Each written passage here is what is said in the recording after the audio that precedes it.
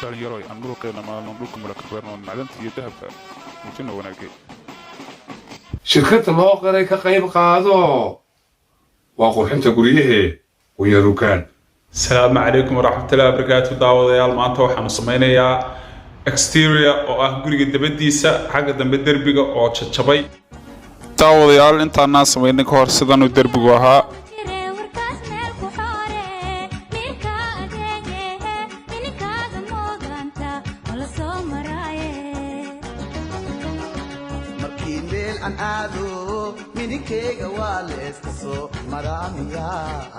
daawadayaal bal haddana nala eega saanu ka dhignay.